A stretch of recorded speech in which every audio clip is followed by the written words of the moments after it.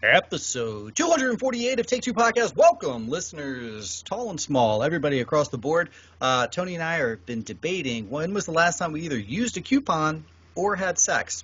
Which one happened last? Ooh, definitely sex for me, but I don't know what's going on with you. Okay. Didn't think you did get that one. I don't think I ever use coupons, so. I don't think I've ever used a coupon either, but maybe we'll talk about more of that in our trailer talk, which is loaded today. Huge show we got for you guys. 9 big reviews, movies, TV shows, first takes galore loaded up today. And then we have 7 trailers, a lot of good casting, some Marvel, DC, a podcast recommendation, and everything in between. My name is Brian. That is Tony. What up, dude? What's going on? I'm trying out a new location today, so YouTube viewers, sorry, this is boring as shit. It looks like I'm locked in a basement. Sadly, that is not true. This is just a boring room. But hopefully this is going to be my new space. Maybe you'll start to see some fun stuff pop up behind me, just like Brian had going on behind him and changing. We're always changing up what we're doing, so hopefully you're enjoying that. This is the infamous nipple t-shirt, though, is what you're giving the YouTubers. We talked about a few eps ago when we couldn't video. Oh, it's just right there outside the Jurassic Park. It's like, woo. Okay. All right.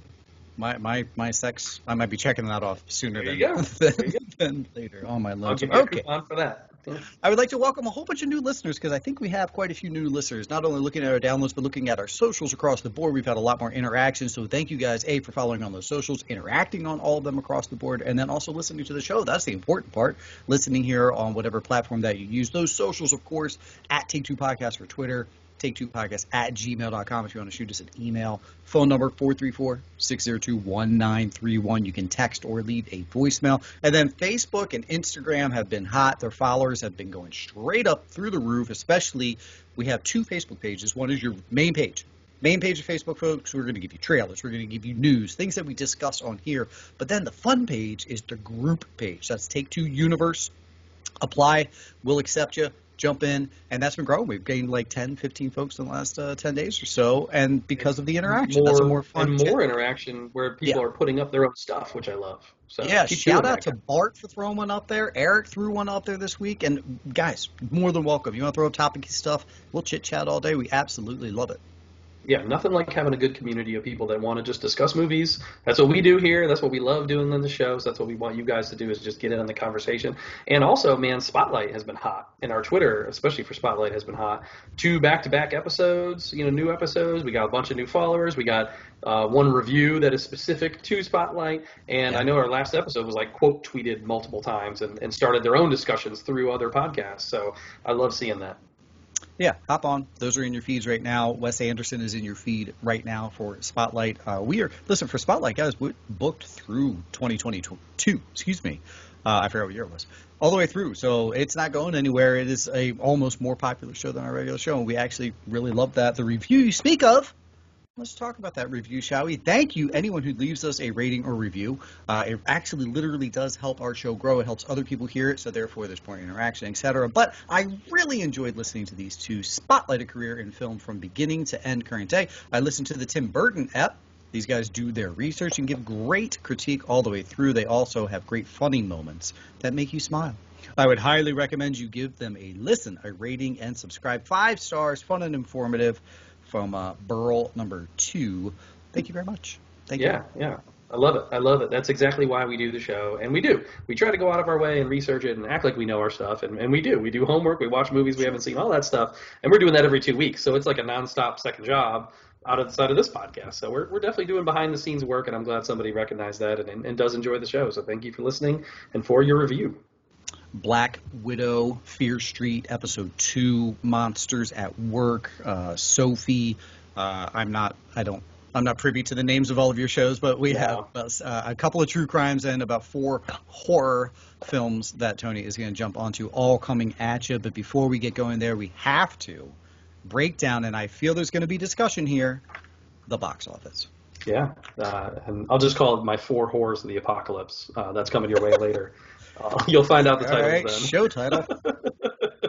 All right, so yes, the box office does lend some good discussion, and I'm glad it seems to be back for good every week. We're going to keep talking about it. Black Widow, baby, number 1.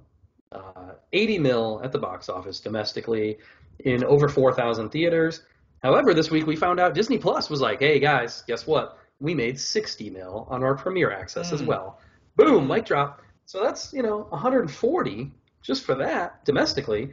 Plus this movie made another 180 overseas, and that's without releasing in China yet.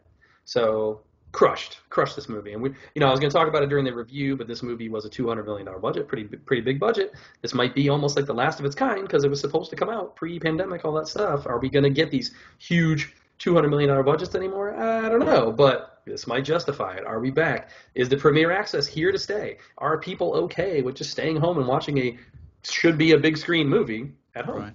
Right. All that comes into play. What do you think? Yes. I watched it at home. You? At home? Yeah. At home, yeah. It's like it probably would have been fun at the theater. Yeah. I contributed to both, I'll be honest, because my daughter was invited out with a friend. Gotcha. Didn't hurt my feelings whatsoever that's our thing. We go to Marvel movies together, and she decided to go with her friend. Well, but anyway, she's in her teens now, right? Isn't she a teenager now? Yeah, she's 13 now. Yeah. It happens, man. I'm waiting for that day myself where my son's like, nah, I don't care about this stuff anymore, Dad. I still haven't gotten there, but I'm waiting on it. But yeah, so I think this is really good news for movies. I mean, it had a really good showing in the theater, but also the Premier Access did well, and it's proving that can do wonders. And we're still in that weird transitional period where some parts of the country aren't as comfortable enough as others. Some places aren't having as many theaters open or whatnot, and different mandates. So we're in a real gray area as a country. So you're not going to get a blanket thing across the whole globe of how people want to go to the movies or whatever. So, but this is the first Marvel movie to release in just about 2 years. That's pretty sad. I didn't realize that it had been that long. But maybe Spider-Man, right? Yeah, Far From Home, July 4th, 2019. But maybe we needed that, I think, in a way, just to step away from the MCU and let it breathe a little bit, And people were like kind of really anticipating coming back to this world and feeling that again. So, and also just a little update: the Marvel films, 24 films overall now, have made $22 billion since 2008 at the theater. So that's insane. That averages out to almost $1 billion a movie. That's insane. So. That's a good purchase by that Disney company. Smart thinking on their part. What they do? $4.5 billion. That's what they bought it for. Something. They made that back like 2 years. So, All right. So rounding out our rest of our top five, Fast 9 was second with 10.9. It's now at 141 domestic. It's made 400 overseas. Wow. So it is at 542 worldwide. That's insane. Boss Baby, 8.7 for the weekend. Pretty good for them. 34.7 domestic. Still only made 1.7 overseas. I don't know what the deal is. Why does Boss Baby not translate overseas? I don't get it. That's so weird. That is weird. Just a cartoon. Maybe it's like something against the work structure vibe of like the U.S. Are they anti-Alec Baldwin? I don't know what's going on over there. So they hate babies. Maybe. Forever Purge coming in fourth. 6.7 million. 27.4 domestic. They only have made 7.4 overseas. So again, that one didn't really translate either. 34.8 worldwide. So Universal still 2, 3, 4. They've had the number one movie 3 weeks in a row before this, and they're still sitting at 2, 3, 4 for their releases. So good on them. Cool. Especially for being one of the studios that doesn't have their own streaming service per se. They needed these past couple weeks. I guess they fall under Peacock now. NBC Universal, and we'll talk about that, I think, in the news a little bit. There's a little bit of news as far as that goes with them. And then rounding up the fifth spot was Quiet Place 2, made another $3 million. That brings it to 150 domestic. It's made another 128.3 overseas for 279 worldwide. Doing pretty good for a PG-13 horror movie that released, 2 months ago in a very different world, really. So. Yeah, that's awesome. Good for them. I mean, who knows? Different world. Yeah. It's crazy how things can change that quick, like within 2 months, and we can have an $80 million opening, whereas 2 months ago that would have been unheard of. So sure, they should send them some cash. Like, here, John Krasinski, we're sorry, we're just going to send you $500. You save this. All right, so there you go. There's your box office results, folks. We're just going to keep rolling right into our poll results. Poll results, I just kind of threw out the monthly check-in, and made a very new release movie specific poll. What are you looking forward to the most that's releasing this July? And really all theatrical. Black Widow also had the Disney Plus release, but the rest of these films are all in theaters only. That was kind of what I was going for, just to see if people are comfortable enough and all that. We got a good response, a good amount of votes there. The big winner was Black Widow. Is that recency bias? Is that because it's released this weekend, the hashtag is in there, people are finding the poll because of that? Maybe. But that also does, I think, say that this movie was really anticipated, and a lot of people wanted it, and maybe more so than these other ones that I gave, which were Old, Snake Eyes, and Green Knight were the other three options, all pretty much coming in the same spot. Old 16%, Green Knight 16%, Snake Eyes 12%. So I was surprised that Snake Eyes was last, but they're all pretty close together near the bottom there. So I thought Snake Eyes would be way better. I thought it was going to come in Black Widow, and then Snake Eyes, easily in second place, and then the other two towards the bottom where they were. I was a little surprised with the Snake Eyes. And we got a couple shout-outs, like the comments and stuff for Snake Eyes. Well, the one comment was interesting because it was hashtag not my Snake Eyes. So I guess Katz is against seeing this movie for some reason. I don't know why. Maybe he likes the original run of the G.I. Joe movies. And was that Snake Eyes good in the original? Okay. It was okay, whatever. Okay. And then otherwise, we also had Lindell from the Two Peeps on a pod. He also shouted out Snake Eyes as the one he wants to see. Sam and Craig both shouted out Old. Chris shouted out Black Widow. And Steve from Everything I Love for Movies always has to give us something different. He said Pig, coming out July 16th. That's what he's looking forward to, which I don't argue against. It's a little more like a awardsy, small indie kind of movie. But, yeah, that's definitely got some people wanting to see it, and I've heard some early good reviews on it, especially for Cage, so that is another one to look out for this month. Shy said he's excited for everything, but his wife is most excited for Snake Eyes, so another vote for Snake Eyes there. Was that his wife has a thing for Snake Eyes? I think she probably carries his pants in her purse to go to the movies, so that totally makes sense. Yeah. Boom. Take that, Shy. She calls the shots, apparently. And then also, lastly, on Instagram, Dave from Super Movie Bros shouted out Black Widow. He said, I'm an MCU fanboy, but I also think Green Knight looks very ambitious, so he is looking forward to that. Cool. Yeah. Are we MCU fanboys? Are we? We have to be, right? I think so. I think so to some extent, and we'll get to that during our review of Black Widow, I think. Righty. We should have that ranking. Everyone has to post what product they're a fanboy of the most, like MCU, DCU, Star Wars, Potter, like all the big franchises, Avatar, whatever. I might have to lean Star Wars on that one, man. I really do. Even though the last trilogy wasn't as highly accepted, I might have to still say I'm more of a Star Wars guy than anything. I think I liked the last trilogy more than most, and 8, I hate that movie. yeah, you get that trilogy. Don't go down this road. Don't go down this road. What? It's Shy going. Here comes Shy. Come out of the room. He's in the closet behind me about to pop out and say, I hate Last Jedi. Jump out. Yeah, he's on my team on that one. All right, there you go, folks. Every single Thursday we drop the poll for you guys. It comes across the board, all of our socials, and the only thing we ask you to do is A, vote, B, share it onto yours as well so we can get those numbers rolling and boosted, and look for that on the Thursdays. I actually got worried this past Thursday because I was watching you, and it was like 10:30 at night. Oh, and I forgot to do it, yeah. I looked, and I was like, uh-oh, so I was like, do I say, or do I just you were in the same, you were in the room with me. We were in the same room. You saw me actually doing it. That's right, because I forgot to do it before I got there, yeah. I was like, maybe and then it popped up, and I was like, oh, there it is. Okay. Anywho, there's your poll. It will come out some point on Thursdays, we promise. But let's rock into these Fridays. these huge reviews. You know what I just realized, though? We do have European listeners. We do. If you are listening from another country, please let us know. And comment and say, F you guys, my poll doesn't come out until Fridays, because technically it's already Friday. So we're liars. Yeah. Sorry. It's true. Black Widow. Let's go. Well, that might be the best transition you've ever done. Black Widow. Okay. That's the segue. Let's get into it. And like you said, you saw it at home. I saw it at home. I think we got to get that caveat out of the way first and foremost for our expectations and our version of the movie that we saw. I watched this very late last night with family. I did not get to take notes while I was doing it. Usually I will. If I'm watching something by myself, I'll sit and take notes or whatever. I was with the family, so I was just kind of enjoying it in the moment. And I'm just now kind of formulating my thoughts. So I feel like my review may change over time or may be still in its flux period. But just to get it out of the way, I had a fun time with it. I enjoyed it. It's standard Marvel fare. It's what we expect from Marvel. It's kind of Winter Soldier-ish. It's very like Bourne, Mission Impossible spy thriller kind of movie feel to it. I liked it. I enjoyed my time. 3.5 out of 5, I'll probably say, at the end of the day. I'll get into a lot of other things that I can nitpick and maybe have some issues with or whatnot, but I like the movie overall. And I think the rest of the world, time to get on the FloPu train. We've been on that for a while. No, we're changing the title of it. FloPu. I was talking about that yesterday to my son. I was like, they call her ScarJo. Why don't they call her FloPu? And then I was like, oh, now I know why. Now I know why. It sounds pretty terrible. It sounds like one of those drugs on TV. It's like, if This you is take a side FloPu, effect. yeah, side effects may include, don't take Anal leakage, FloPu if you're allergic to FloPu.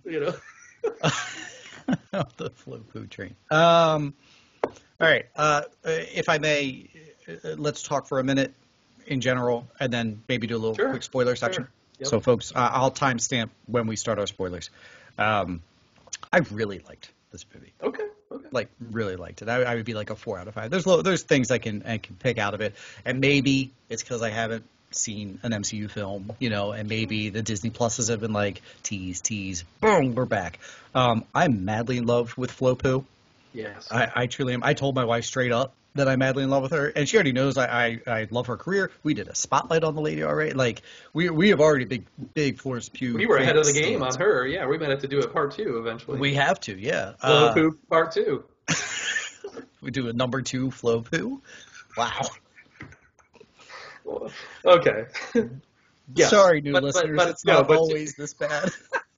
But to her performance, it was sad to say to ScarJo, she's the scene stealer. I mean, ScarJo is really like the third best part of this movie at the end of the day, which sucks for her. But FloPu's scene stealing everywhere. She sells the comedy. They kind of leaned into her for the comedic angle of it a little bit, and also selling her hard as like, this is going to be the new one. She's going to take over, so we got to make you guys like her. That kind of thing. Where they were going with it. But also she could sell the drama. There were dramatic moments for her that she did better than anybody else in the movie. So that just showed how good of an actress she is. Sure. I will say also, to speak to number 2, FloPu to number 2 of the cast was David Harbour for me. David Harbour, hilarious. Easily. Great. Yeah. Every scene he's in, I was laughing my ass off. I loved him. Never thought I'd want to see a chubby man try and button his pants that close. Oh, it was great. Because that zoom on his belly button? It fits. Yeah. It is. So I love it. I love David Harbour's like rise to excellence between Stranger Things, No Sudden Move, we just loved him, and now this. It's like he is me, like if I was an actor. I love that. So I love seeing him on screen. I was also doing a ranking. This may sound sexist as we're talking about like a girl power movie, but I was doing my own personal ranking of who looked the best in the suit. I got to say Rachel Weisz, 51 years old. Looked fantastic in this movie. What was going on there? Like, why did ScarJo and Florence Pugh get put to shame by this 51-year-old woman? Weisz, sure. Good on you, Rachel Weisz. Okay, Gerald. Sadly, that was kind of the best thing she had going for her. I feel like she was a little given short shrift in the script. Sure, 100%. Yeah, did you see, though, since we're talking girl power-y and the suits or whatever, someone put a whole collage, like 12 shots, like the cinematography in Black Widow for a girl power film, there's a lot of close-ups of the caboose.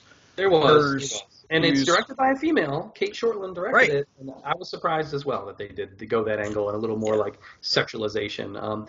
And I will speak to that since we're going down that route of girl power, things like that. Like I said, my thoughts are a little all over the place with this movie. But I did hear somebody else's review where they were kind of down on the movie because of how dark it was, yet it was PG-13, and they tried to shove in the comedy, right? And that was kind of their real down part of the movie for them was like, oh, they're making jokes about hysterectomies and things like that, whatever. To me, I read into that as the movie showing us 3 different generations of women dealing with this red room and their different, basically, stages of grief.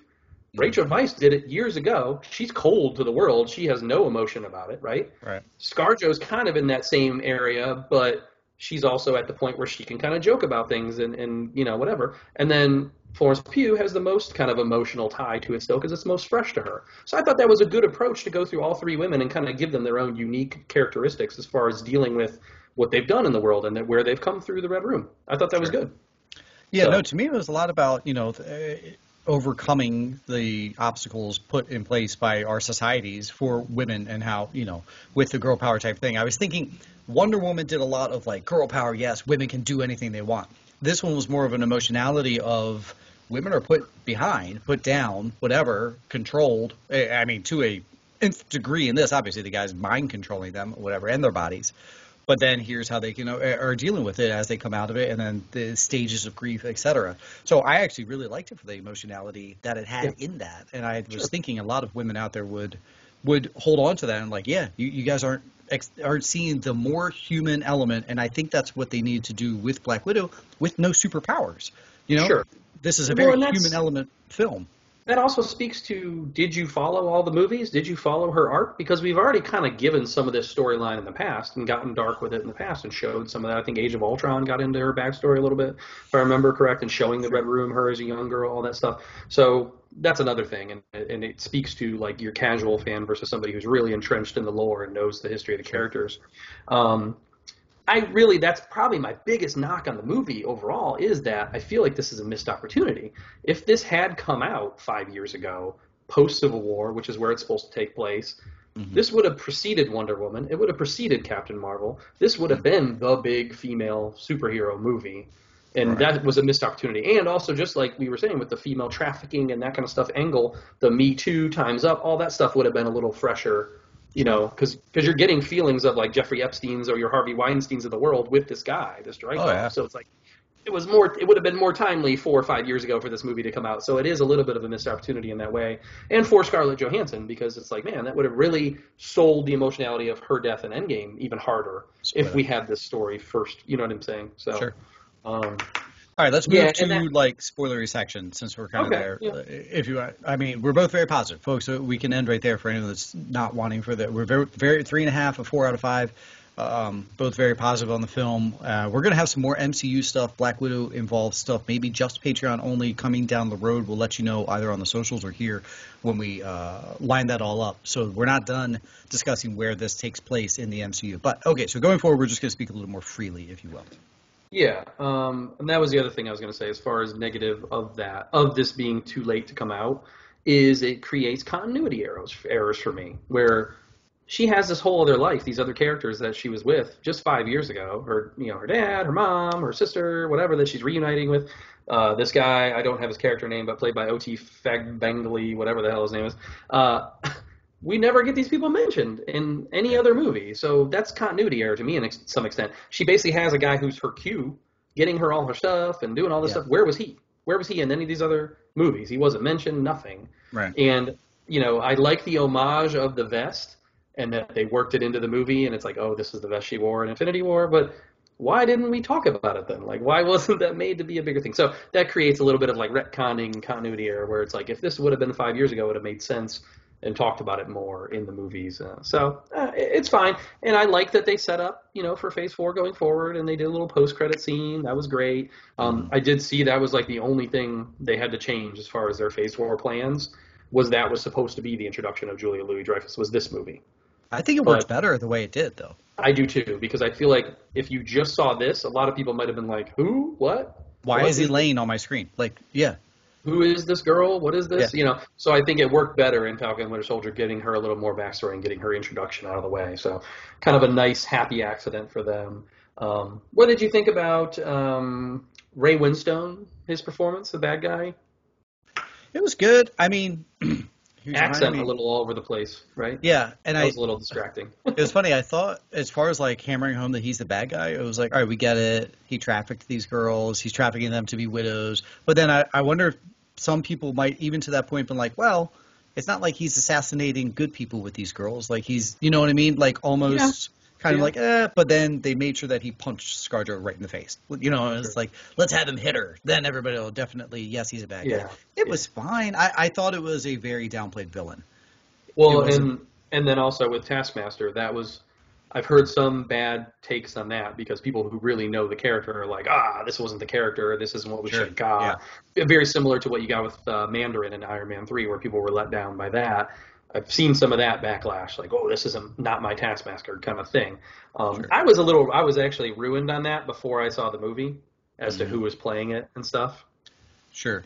Well, once you saw that Karolinko was cast, you're thinking she's going to be someone badass. Yeah, and then as we're watching the movie, I was like, and they mentioned the daughter and the killing of the daughter, I was like, okay. Like so there were a lot of predictable kind of moments and very tropey moments that you expect from these kind of movies. And the storytelling was very like, I know where we're going with it. Yeah. But I like that they were able to poke fun at themselves too, like the whole superhero landing pose thing that became like a joke in and of itself in the movie. That was cute. Why do you pose? Why do you pose with the hair when you land?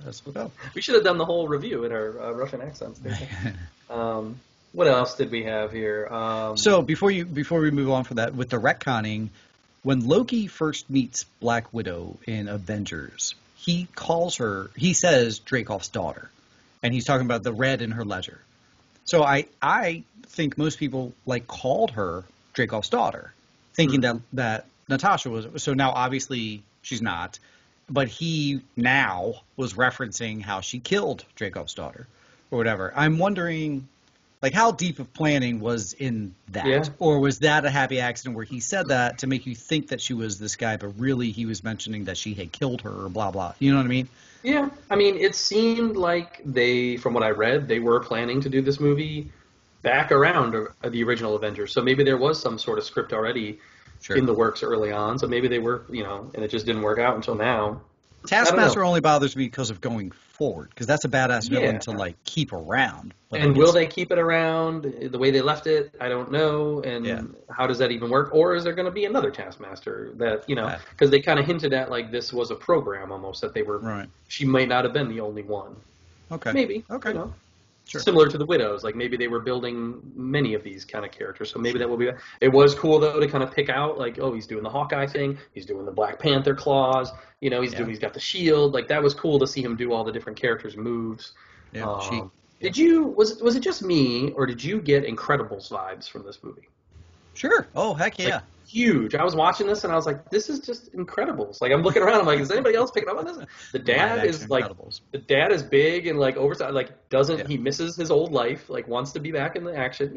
There's even a parachute rescue scene. I was like, wait a minute, this is in the first Incredibles movie. Right. What else? The villain gets caught monologuing, basically gives away every information. I was like, this is Incredibles. Did they just take the Incredibles script and redo it for this movie? Not that that's a bad thing, but I liked it. Sure. I did love the opening sequence, getting in Ohio in the 90s. That was fun. And just a good way to open the movie. They don't really do that enough with a pre-credits kind of scene like that. It was very Bondy to me, and very, like you said, Bourne and putting that together. That was a phenomenal opening. And I was going to say, for you Patreon members, that we have our movies from our favorite state. Favorite movies from our state out there now.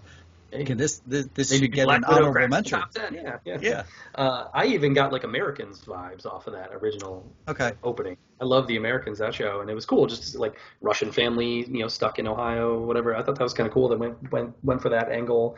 You got the Smells Like Teen Spirit cover. What do you do? Are we done with this though? Are we done with the slow recovers of songs? It's in every movie now. Every movie has to have. Oh yeah, we're pocket. Also, when she's like, "I don't have my shoes," and he's like, "You don't need them." Yes, you do. Yeah, tell the kid to put her damn shoes on real quick, or put them on in the car. Why are we not grabbing the shoes? That bothered me. I don't know. Like I said, I had a lot of stream of consciousness kind of thoughts. I'm still processing the movie. I know I'm all over the place, but it's all good. What about Hawkeye? Getting just the voice cameo and then getting the kind of lead in for. I'm guessing we're going to have FloPu as Black Widow in the Hawkeye show, is what I'm guessing. Yeah, and fighting against him, and then I guess fighting against Kate Bishop to some degree. And then also having Valentina involved, trying to create this new team. She's already got, the other, what's his name, Captain America US guy. agent. Yeah, so it's where's that going to go? Is that going to be another series down the road or another movie down the road? So this is also getting to that point, like I said, of casual fans. They're going all in with hey, you better be paying attention to the shows too, because you might not know what's going on if you're not, or you might miss out on some of these story arcs that we're doing. Because now if this arc that they just set up is going to Disney Plus, you might miss out on that. So good on them for going full in on that. Yeah, man, like we said, I can nitpick and come up with these little things, but overall it was enjoyable. It's what we expect from Marvel. And we both highly recommend it. Like I said, 3.5 to 4 stars in that range. So I'm sure there's other people that are hating on it, but we're not going to subscribe to that hate. It was good to see a Marvel movie again. I felt it was a good send-off for ScarJo. I thought it was a nice send-off for her to say goodbye to the character. It was. It's just, like I said, I wish that this would have been in the chronology differently, and then Endgame would have been a better send-off for her in that way, Sure. Oh, yeah. So some missed opportunities there. Oh, and that was my other point with Hawkeye. Why not just use Hawkeye in the movie? Why is he not in the movie? He could have been her gopher. He could have been the guy helping her, setting up things, or at least by voice being like, yeah, I got this for you here, whatever, blah, blah, blah. Mm-hmm. You don't even need that other character. and Right. that would have helped with continuity for me. But I'm not familiar with his character. I don't know if he like turns into a dude or something down the road. well, Maybe. yeah, or will he be back now in the MCU now that we've established him, or even Red Guardian? Oh, and that was the other thing I wanted to bring up, the Red Guardian thing. When he's in prison and he's talking about fighting Captain America, and they're like, that was in the 80s, he was still frozen. What if it's from when he goes back in time? Okay. Oh, from Maybe when Captain maybe America that gets. really did happen, and maybe we will see that happen still. That would be cool. Like That if would they be do a Steve Rogers thing and he's in the 80s or something in sure. Russia and he's fighting Red Guardian. Make that right now. I want to see it. Yeah. Yeah. So There's a lot they can do. I wonder yeah, with Julie Louise' character with Val in the comics, she dated Nick Fury, or they might have gotten yes, married. I yeah. would love to see like I would love to see this too. just a scene with the two of them I want together. that as its own show, just them in a relationship, sitting on Yeah. the couch. What should we watch tonight? Eating popcorn. Yeah. All right, that's good. Let's move along. Black Widow, we recommend. We liked it. I do still. It's funny. I still want to see it in the theaters. I probably now never will because I've seen it, Yeah, and there's other things I'm gonna go to the theaters for or whatever. But for those who did see it in the theater, if you could hit us up on the side, was it worth it? Seeing the big bag thing. I will say the demographic. You can for your kids. My daughter loved it. She came home yeah, after with yeah. her friend. My daughter's watching it right now downstairs again. Oh, As I really? was coming up to record, she's like, "I'm gonna watch Black Widow." I was like, "Okay." Nice. I will say with that, like seeing it in the theater, I would like to see it in the theater, and I wonder if maybe some of those scenes would sell better for me because I did get a little tired of like the ultra CGI action in a Hmm. lot of the scenes. I was like, "Ooh, it's a lot," and Sure. maybe it does look better on the big scene or big screen. And did they do too much with that? Also, was my question for you. Like you said, ScarJo is not a superhero, so but Hmm. she's falling down multiple things and landing like a Yeah. cat unscathed, and it's like she's not a superhero, guys. Like maybe Yeah. dial that back a little bit. That was another kind of minor thing that I Sure. had with the movie. True. True. All So, good.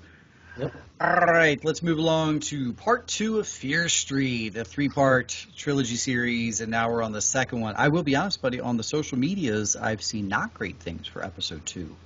And you're going to hear not great things from me. I would Mm. like you still to catch up on this, and I All hope right. that maybe you can, and Mm-hmm. maybe by the time the third one rolls around, we can kind of look at all of it together as one. I I watched the came first in. one. I did Did go you? watch the Okay. first one. I And I just didn't get came time. in pretty high on the first one. I liked the first one quite a bit. I did listen to Gerald, patron of the show, and Justin, friend of the show, also did their own review I listened to. And after listening to their review, they had some nitpicks, and I will say I readjusted my score by about a half a point. They kind of brought Yeah. up some things, and I was like, okay, I Uh, agree with you. And also, after seeing this one, the second one, it also made me kind of reassess the first one, if that makes sense. So okay. I kind of knocked down the first one a little bit after seeing the second one. All right. Um, this movie's okay, man. It's okay. It's okay. It's not bad. It's not as good as the first one for sure. Go into it knowing that. Jillian Jacobs kind of takes over a little bit of more of a starring role. In the first movie, she just pops up as a small cameo. This one, she takes over the kind of beginning and end of the movie where she's like your connector to these stories. And she's like, let me tell these, the kids show up at her house and she's like, let me tell you about the camp experience in 1978, blah, blah, blah. My sister was killed, all this. And that's kind of the setup. And they're still dealing with the same witch from the first movie, Sarah Fear, Mm. and how she's kind of has this grip on the town and is causing all these things to happen throughout history. So it's going for that, Friday the 13th feel, a summer camp killer slasher type movie. Sadie Sink shows up in here as a big character from Stranger Things also, just like Okay. Maya Hawke last in the first movie, Yeah. but she is in the entire movie this time. So she is Wow. really the star of the movie for this one, and I like her. I think she does a good job here. Um, it's got a decent soundtrack again. Maybe not as crazy with the needle drops as the first movie, because the first movie really went over the top excessive with the needle drops.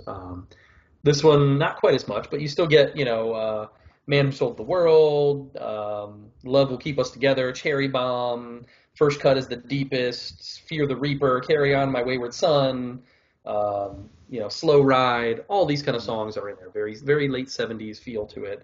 Gotcha. I will say I was wrong. No Season of the Witch. I thought for sure Season of the Witch would be in this movie. I was like, how could you not put it in there? So maybe they Right. couldn't get the rights. And there were a couple songs that they used more than once, and I was like, oh, really? Like there were so many songs you could have used. Why use the same song more than once? That was kind of strange. But whatever. That's just me critiquing the movie. This one, like I said, I'm interested to see once all three are out there because they really pick up right after the first one ends. It's just bang, bang, bang right into the action. I like that. It's the same co-writer and director. I think she did all 3 of the movies based on the R.L. Stine stuff. I will say that sucks for me, though, because R.L. Stine is kid-friendly, but then these are R-rated for sure. Like, this one has multiple sex scenes in it because it's going for that summer camp kind of thing, you know? And it is very gory, for sure. Gotcha. There's really only one main kind of killer of this one. The last movie, you had multiple adversaries who were kind of popping up and causing trouble. This one really only has the one guy that you're really dealing with. So, again, kind of very Friday the 13th feel to it. There's some good scenes, though, some good kills, you know, axe to the face kind of stuff, you know, whatever. In the face. It does set up part 3 in a nice way, and I'm intrigued to see where part 3 goes, just like I was when 1 ended. I want to see what they're going to do with this part 3, how they're going to tie it all together. And it looks like, interestingly enough, they did a little bit of a twist. This is kind of a spoiler, I guess, if you haven't watched it, but it looks like part 3 will feature some of the same actors, but now set in 1666. So I think there's like a little thing that happens at the end of this movie where those kids are now almost either transported in time or whatever the case, where they're able to kind of go back and see what happened originally in 1666 that set this whole chain of events off. Gotcha. Okay. Kind of cool, you know, and like I said, not as good as the first one, not as many connections, not as good of scenes or whatever, but because I kind of lost interest on this one a little bit and wasn't paying attention as much as I was with the first one. So, Gotcha. But I'm going to stick with it. I really want to see part 3, and I do suggest you keep up with it, and I'd like to, you know, see how you feel when we go into part 3 next week. Sure. All right, there you go. There's 2 down, 7 to go. Next up, we're going to get over to Tony's True Crime Corner. Now, here's the thing, folks. If we hear from you guys and you're like, oh, I totally recommend this. I totally recommend this. We've done this in the past where I'm like, if you fans or listeners out there are recommending stuff for us to watch, I know we will put an extra effort into watching that. And Chris, one of our patrons, one of our listeners, said, hey, are you guys watching Sophie? It's out on Netflix. True Crime. It's also in Ireland, so he knew which buttons to push for me. And I said, okie dokie. So we did. We watched Sophie. It's out on Netflix. 3 episodes, which I didn't realize from his. I thought it was just 1. And I was like, what? Yeah. 49 minutes. Woohoo! Let's do it. Sold, yeah. And then it ended without like a, you know, or without an. And I was like, it's not it. There's 2 more episodes. But 3 eps out on Netflix now, Sophie. And yeah, to his recommendation, it came, and I think the week we reviewed a bunch of other stuff. I didn't have time to watch it that week, but I did know about it. I had it on the radar. I'm glad he threw it our way. I was pretty bored with this, honestly. I found it very boring, and partially because I already listened to the audio podcast of this that came out 3 years ago. I actually recommended it on our show. It was just called West Cork. Okay. So there was already a podcast 3 years ago which really dove into this story. So I was like, oh, yeah, I forgot that that's what this was. And it was like very familiar to me. So I was bored with it. And maybe that's just me going into it and having that. But I also just thought it's an interesting story. If you're coming in fresh and you don't know anything, it is an interesting story. 1996, this woman gets killed on her kind of vacation home. You know, it ends up being prime suspect is like a local TV guy and what's going on with her, not TV guy, journalist, whatever. Yeah. And how is he connected? And then there's all these other little connections because it's a very small town and everybody knows everybody. And they kind of dive into all that stuff and look at the history of all these different people and who's lying, who's not. So it does have some interesting backstory to it. Just for me, it was like a little boring, a little not really conclusive enough or whatnot, and not even really like great. A lot of times these kind of shows, when they do them in these 3 parts or whatever, it's like, ooh, great cliffhanger. I just want to get to the next episode. Great cliffhanger. Let me get there. You know, I didn't feel that way with this one as much as maybe some other ones, but it was okay. What about you? Yeah, I'm on the it was okay train. I actually feel it could have been the 49-minute episode. There's some little things we could have, because we slow burned a bit.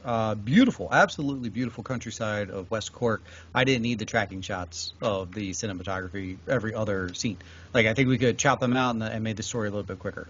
But it was intriguing. Episode 2 especially intriguing when you get whom she's married to, and there's like a little celebrity action going on. But then I felt that didn't develop towards, like, I was like, oh, maybe this is, you know, the guy's a big movie producer type thing. That kind of just like faltered. And then the end, like figuring out who the killer is, kind of fizzles a little bit. You know. And that was that was kind of the most interesting part for me, because that part is new, is since 2019. So since the podcast came out, it was like, this happened and this happened in this trial and whatever. I was like, oh, okay, cool, but still not really resolved, is it? So it's like, I don't like when they just give you this presentation of a true crime and they're like, we still don't know, or we still can't conclusively say. So it was fine. It's there. If you like true crime stuff, you're going to enjoy it. It's only 3 eps, 45 minutes ish, real quick and easy. So yeah. Yeah, you knock them out quick, and fun game to play. There's a lot of French people in there too. Try and decipher what the hell they're saying with the Irish, the thick Irish accent. It was hard. It was hard, man. I had the subtitles on because I was like, ooh, I don't know. There's too much going on because it was like going in and out of foreign language, but then also, like you said, Irish people speaking English, but were they? So he stabbed her 3 times. So I was like, why did he hit her with a branch? What? Yes, yeah. That's a Russian accent and an Irish accent. Very good. Let's see how many we can get. I'm not doing French. There's no French. Well, next up, we're going to Brazil, so maybe you can get some Portuguese going. Okay. So the next one I watched is called Eliza Matsunaga, Once Upon a Crime. Or, I'm sorry, I think it's Eliza, I think is how they say her name. Eliza? I don't know. But, yeah, another true crime new series that just popped up on Netflix this past weekend. 4 episodes, kind of the same standard 45 minutes-ish episode. And this is about a man who goes missing in Brazil in 2012, and they start finding body parts on the side of the road in bags, and comes back to tie into the wife. And he was killed and dismembered by his wife, and she gets locked up for it. So that's what the story is. This is already all known before the show starts. But what the documentary does is it brings her from jail, her actual interviews for the first time, talking about the case 7 years later now, and really describing what happened. And, it works it in such an angle where it almost does make you feel sorry for her in some parts, and it kind of plays up the woman angle of it and that side of it to some extent. It gets into her backstory where she had a really bad upbringing. She went into prostitution. All these kind of things come up, and it does kind of play that card of like, well, maybe she was right doing this and whatever, I think is where it's going with it. Yeah. I did enjoy this one more, but maybe just because I had no knowledge of it going into it. And I was like, oh, what is this case? And this is fascinating. And did she really do this? This woman killed this man and dismembered him in her house and got rid of these body parts and all that stuff. That's a pretty gruesome, intense crime to be able to do just one person by themselves. And that also is kind of brought up in here is did she have an accomplice? We don't know. And they kind of look into it, and they're like, the investigations don't lead us to believe anybody helped her, that it was just her. And, oh, by the way, she worked as a nurse for a while. Oh, and she's a hunter, so she knows how to take apart deer and do things like that. So it's like they try and say, yeah, she probably did do all this by herself, which is pretty gruesome. And you don't really hear her in her interviews feeling remorse at all. The only thing she's remorseful for is that she has a daughter that now she's locked up and can't be a part of her life. And that's the only thing that she really cares about. She still thinks she was in the right doing what she did. She caught him cheating and this and that and whatever. So it was interesting. And like I said, a lot of different angles that they go down, a lot of different talking head kind of interviews and what people have to say about it. It took I think 3 years even before she finally got locked up. The trial and all this stuff went on for a while. It was a big deal, big celebrity. And they kind of get into that too, a little commentary of, this guy was rich and this was a white blonde woman who killed him. Would this have even been a story if it wasn't for that angle? If this kind of stuff happens a lot, or at least where men kill their wives and things like that, it may not make such a big, grandiose paparazzi style story out of it, And is there an angle there as far as class issues and things like that? So there's a little bit of commentary mixed in, which I thought was good. I think that's it. And this one also did give me what I was looking for with those good cliffhangers each episode. I do want to get to the next chapter and find out what happened and how did she do this and this and that. So I thought that was good. It's intriguing. So, yeah, Once Upon a Crime, Eliza Matsunaga and her case from Brazil, 2012. I did watch it dubbed, because it was in Portuguese, but they had a dub option. So I was like, I don't want to read the subtitles. Just let me. I almost kind of podcasted it. Let me just listen and kind of do other stuff and whatever. So do that option in there because I don't know Portuguese. Do you have a Portuguese accent for us? I don't know. No. Viva la Brasil or something? I don't know. There you go. Beautiful. But yeah, that's it. So that's my True Crime Corner for the week. And Chris, I beat you to that one. So there you go. I just gave you a recommendation right back. Boom. Okay, let's do a quick first take, if you will. Last Wednesday, Monsters at Work dropped onto Disney Plus, and they gave us 2 episodes that we could watch. It comes out on Wednesdays. This is Disney Plus's new Watch Wednesdays or Wednesday Watch or something, must-see DTV. We are returning to the Monsters universe, if you will. Billy Crystal, John Goodman, Bonnie Hunt, they're all back to do some voiceover work here. It's funny, when you watch the first episode, it feels like it takes place 5 minutes after Monsters, the original movie, ends. Sure. Where they just find out laughter takes over from scares, that kind of thing. It follows Ben Feldman's playing Tyler, who is a scary monster, and he's graduating Monsters U and gets the letter of recommendation to now get hired at Monsters Incorporated as a scarer. And he breaks all of Sully's school records in scaring. And so he's going to now go there and be a scarer. So then he shows up, knocks on the door. Well, everything just changed. And now they're figuring out how to make people laugh. So he's like, wait a second, I just got hired to scare. And they're like, oh, you're a scare, you're out. And they send him down to start working with the janitorial staff. And they reassign whatever. So it feels like it takes place after. But if you read the bio, it says 6 months. But either way, we're adding Mindy Kaling. We're adding Henry Winkler. To the voiceover staff, and like I just said, Ben Feldman, he's kind of the lead in there. So you get Goodman, you get Crystal, just not as much. It seems like as the 10 eps are going to go, you'll get less and less of Sully and Wazowski and more of these kind of newer characters. It's cute. Watched it with the 4-year-old. He was fully entranced with episode 1. Episode 2, he's 4. We got there. We came back around later with it. I almost feel like this should have been not Monsters University. Like, this should have been the sequel. Like, we could have now gone this route and just, like... And they probably think that way, too. And that's probably why this show exists, because I don't think Monsters U was as well accepted as the original. That was going to be my question for you, because I haven't had a chance to watch yet. I do intend to, so I'll catch up, and then by the time the show ends, we'll kind of come back and revisit it and see what we thought. But do they bring in characters from Monsters University now who work at Monsters, Inc. that weren't in the original movie? That's what I was wondering, like... Yeah, I mean, from the get-go, you start off at Monsters U, so it's already established that they're going to be able to connect there. But I wonder if, like, now they can bring in their old, like, college buddy, the frat guys or whatever, try and bring them in, because they were goofy. Some of those characters weren't bad, It wouldn't be, Arch or whoever, it wouldn't be bad to kind of work them in, since they weren't in the original movie. I don't know, what about Russell? Does Russell come back, the bad guy or whatever? No, Buscemi's guy? Not that I've seen so far. And I haven't seen it is good that they were able to get the original cast back, though, the Goodman and Crystal. What about Roz? Is Roz back? I'm watching Wazowski. No, but Roz's sister is in it. Oh, what's her name? Roz? And they're twins. So essentially we have Roz again. It's great. Nice. It's pretty okay, good. Yeah. I'll watch just for her. So. 10 eps. 10 episodes. 2 are down now. 2 are in your feed now. By tomorrow night when you guys listen to this, you'll get your 3rd ep. So you can quickly, and they're only 28 minutes. Oh, good. Yeah, we'll catch up then. We'll be back on board before the show's back over with, and we'll revisit it then.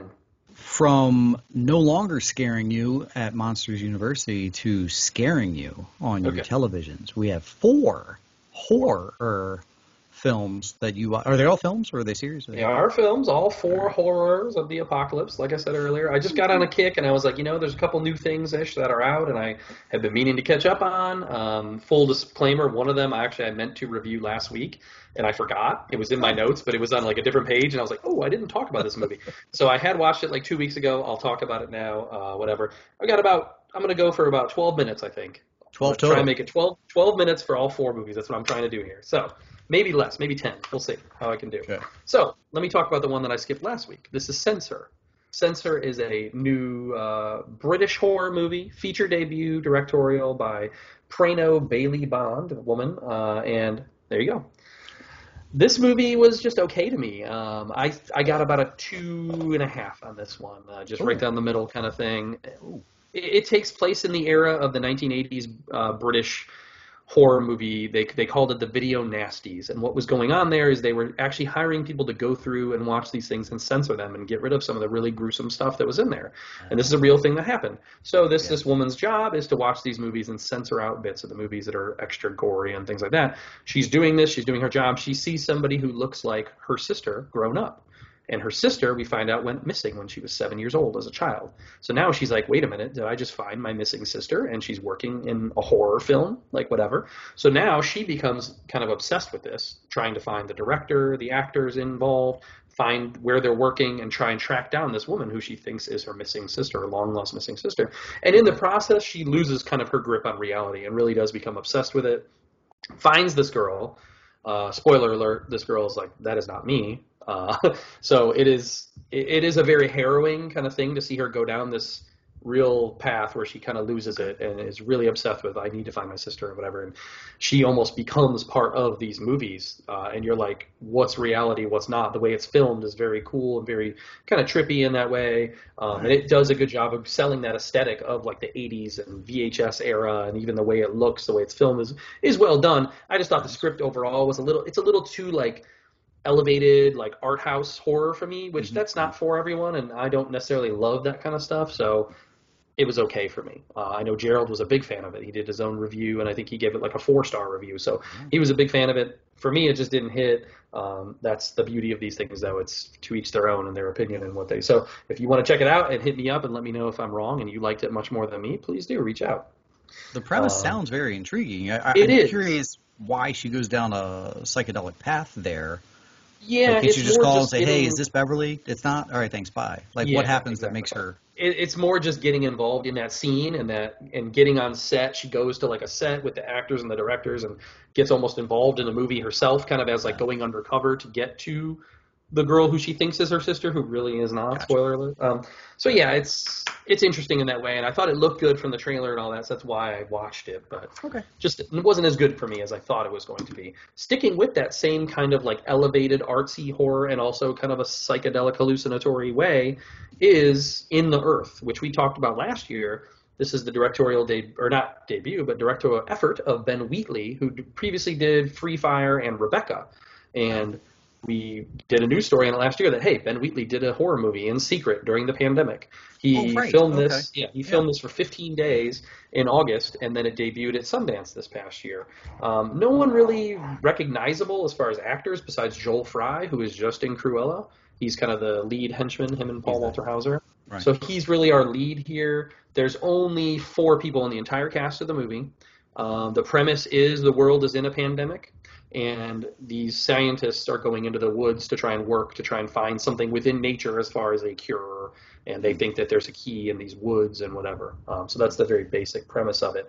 But there is a lot of like body horror elements, things that start to happen in here. This dude gets part of his foot amputated. We got an eyeball stabbed. There's a lot of like gross out gore in the movie but it comes like organically, like, oh, this is what happens when you're fucking around in the woods and who knows what's going on and shit starts going wild around you. So it's got almost like a little Blair Witchy meets The Happening, like nature and what happens in the woods, It's got some religious kind of stuff to it too, where people are like really taking nature to like a religious form and like, we need to respect nature and this is why this is happening to us and because of we don't care for the earth and that kind of angle. So it reminded me almost of like Midsummer in a way, because I feel like there's a lot of those kind of hints in there, and even the psychedelic kind of hallucinatory stuff that goes on in Midsummer. So it reminded me of that a little bit. It was very well shot. The parts that had some unique shots and there was like lights flashing and things going on and whatever. I was like, oh, this is kind of cool and I'm into it. But by the same token, there was also some minor things that I picked up on that I was like, ooh, I can tell he filmed this in pandemic. He filmed it with a very sparse crew. Maybe he didn't get all the shots he wanted. There's some weird edits, weird cuts, or like some weird like ADR stuff that I was like, that just sounds like somebody recorded it in their bedroom and it doesn't fit with the other sound. So there's some of that going on where it was very like kind of Bush League to me in a way of like filmmaking, which is weird because Ben Wheatley, say what you will about his movies, I think he does a good job. I think Rebecca looked beautiful. Yeah. Free Fire was fun. He had a big cast with Free Fire. So it's interesting to see him do a take on horror. I know he did a small horror thing earlier in his career, so kind of fun to see him come back to this. But at the end of the day, the plot itself was just like confusing to me, and I don't know if they really sold it completely or really gave you like a resolution of what you were looking for, and kind of was convoluted in that way. So I like it. It was okay. I think I went like more like a 3 on this one. So gotcha. Okay. There's that. What else we got? Let's see. This was probably the best one of the bunch, I'll say. And this was Werewolves Within. Ooh. And Werewolves Within is now available on PVOD. It got a small theatrical run first for a couple weeks. It's on PVOD now. This is starring Sam Richardson and Milana Weintraub, who is basically the AT&T girl, if you know the AT&T girl. I follow her on Insta. Sure you do. Of course you do. Wait, that came out odd. So there's our 2 main cast members. We also have Michaela Watkins in here, who was on SNL briefly for like a year or 2. Harvey Guillen, who's on What We Do in the Shadows, the TV show. He plays Guillermo. Cheyenne Jackson, who was on American Horror Story. I like him. So a good cast here. It's written and directed, or no, I'm sorry, just directed this time by Josh Rubin. He previously wrote and directed Scare Me, which I reviewed in the fall of last year. That one was also just kind of okay for me. That's where I'm falling with Werewolves Within. I liked it maybe a little bit more than Scare Me. It's based on a video game, which I didn't know going into it. Never heard of it, so I guess Werewolves Within is a video game. But sure. The basic story is this town in Vermont is having a snowstorm. They're losing power, whatever. We just happen to get this new park ranger in town. He's our way in to kind of meet everybody in town for the first time, and it's a very diverse and different cast of characters. Everyone has their own little quirks and idiosyncrasies and stuff like that. So he's our way in to meet all these weird people, and as they're all kind of trying to huddle together and survive, people start getting picked off, and it looks like it's a monster, a werewolf possibly doing it is what they originally think, So I won't go much further into that. I think there's some parts of the script that will be given away if I go too farther with my description of what I liked and didn't about it. But the movie was just fine to me. I feel like it just misses where it could be really good. And this is what I feel like with Josh Rubin and even with Scare Me. I thought it was a great concept. I think this is a good concept. I think he's just right there, and it just, I don't know, I'm intrigued by him, and I want to follow his career and see what he does next, but I just don't know that he's great enough for me yet. He's no Jordan Peele, Ari Aster. He's not that level, but I would like to see him get there. I know other people, again, have reviewed it higher than me. Dave from Super Movie Brothers, he really had a fun time with this and really liked this and gave it a good review. Maybe for some reason it just missed for me. I feel like there wasn't enough horror. And there was like a very dry comedic sense about it, very subtle delivery of lines and things like that. So it was more comedic than horror in my book, and I wish it was the other way around, maybe. Gotcha. So sure. It was okay. I'll give it like a 3 out of 4. So Ooh. Werewolves Within. And then lastly, again, talk about movies that are all over the board as far as being reviewed. Till Death is the name of this movie. And I saw Gerald log this on Letterboxd as a 4-star review, and I was like, what is this movie? Never even heard of it. This is starring Megan Fox, and it's the directorial debut of one S.K. Dale. The basic story of this is almost like Gerald's Game, kind of a setup of Gerald's Game, if you remember that movie where, what's her name? Carla Gugino was chained to the bed when her husband died, and that kind of thing. So this is Megan Fox. She goes away with her husband. They're at their lake house. He cuffs her to him and then shoots himself. Oh. And then so she's like got to drag his body around and do this and that, and she's trying to get out, blah, blah, blah. I thought this movie was pretty terrible. I thought the script was terrible. Her performance is pretty bad, except for I will give her props for the physicality of it. Like, I liked watching her dragging this body and doing all this stuff. That was kind of enjoyable, and I thought she did a good job with it. But otherwise, the most she does in the movie is just be like, fuck, and it's just like a bunch of that. Like, the script must have been 10 words. Like, there was not really even a script to this thing. It's less than an hour and a half long. It's like an hour and 20-something minutes. It's really almost played like 3 separate movies, because the first 25 minutes of this movie, I almost shut it off. I was like, what am I watching? This is garbage. It's basically just their relationship, her and the husband. So the first 25 minutes is kind of building that up of like her and the husband, and she's down, she's depressed, and he's like, why are you like not like you used to be? And they're like, oh, well, remember I was robbed on the street, and we bring up this like whole, she was robbed before and whatever, and she's got trauma because of that, and so he's unhappy with her, blah, blah, blah, and that's why he springs it on her, hey, I know you cheated on me, boom, I'm killing myself, whatever.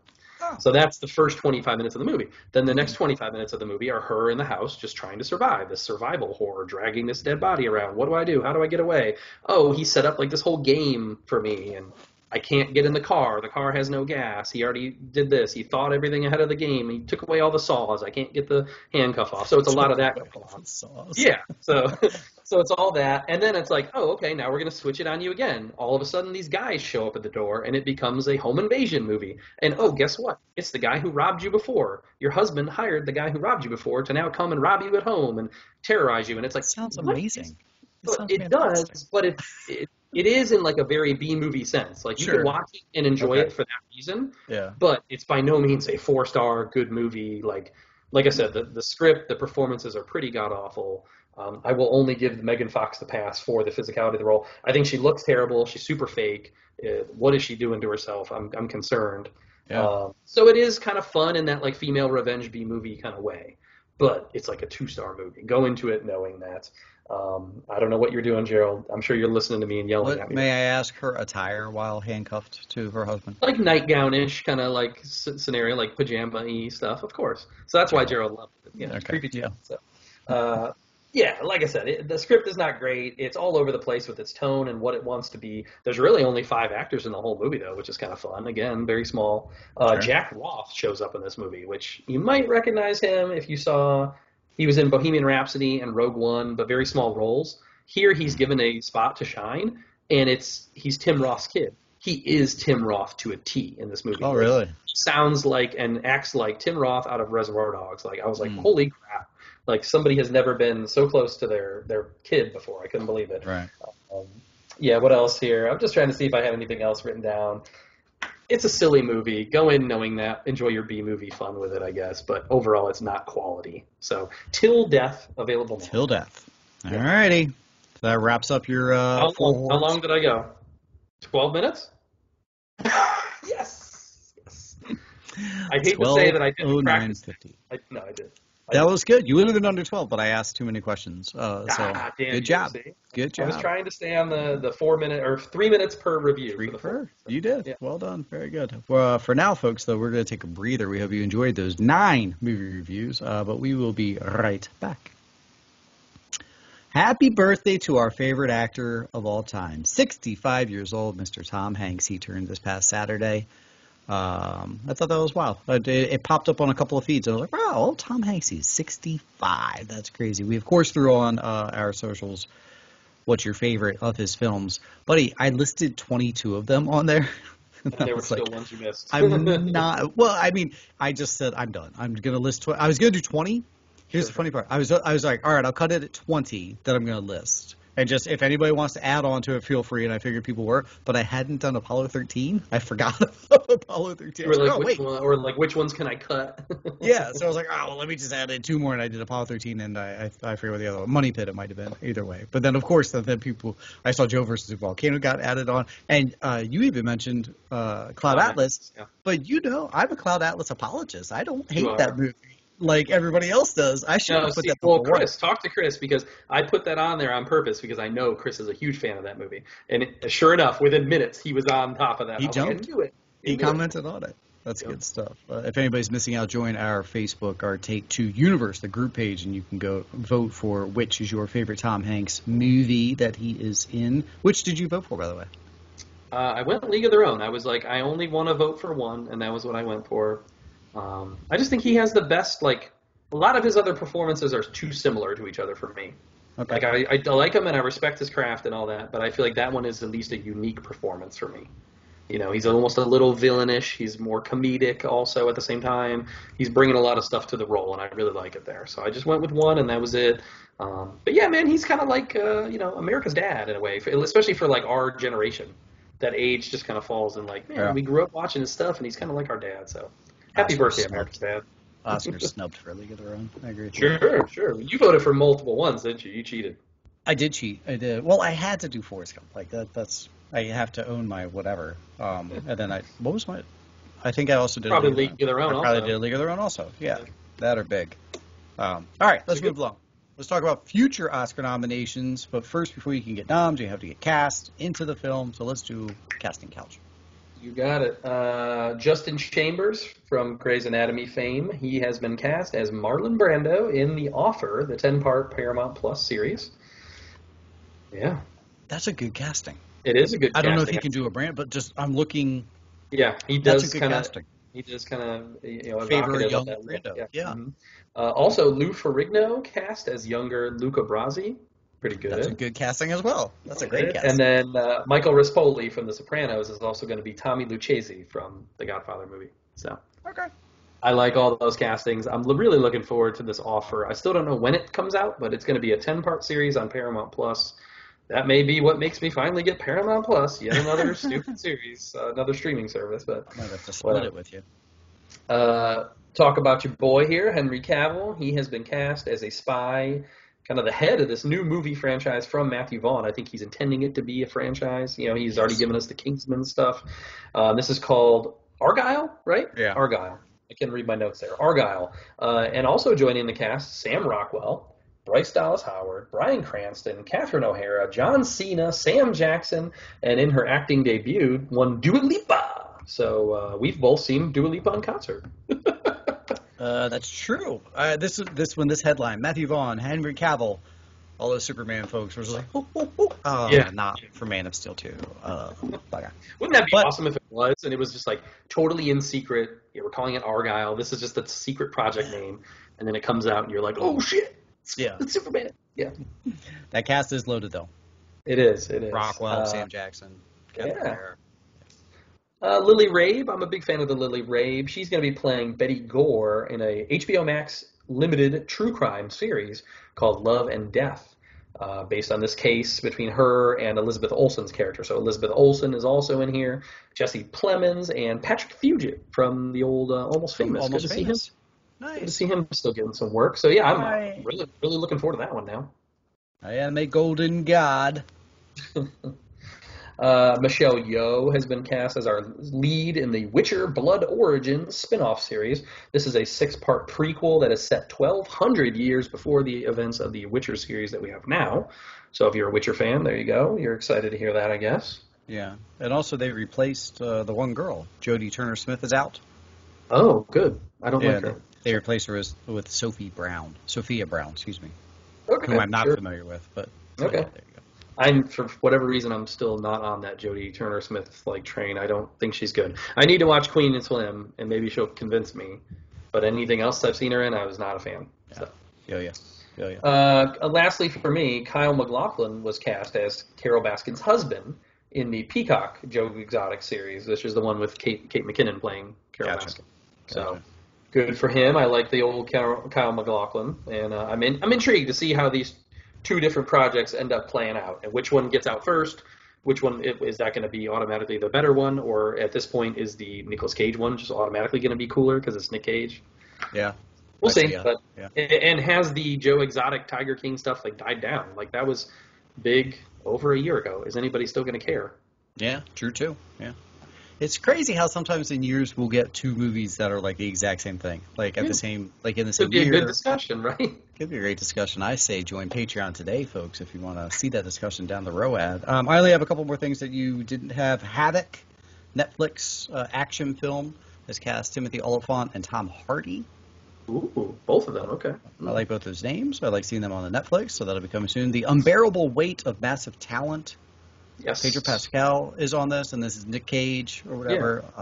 Yeah. I think we've already announced both of those, but it also got its release date, so I guess this could have been news. But April 22nd of next year it's coming out. I didn't know Pascal was in.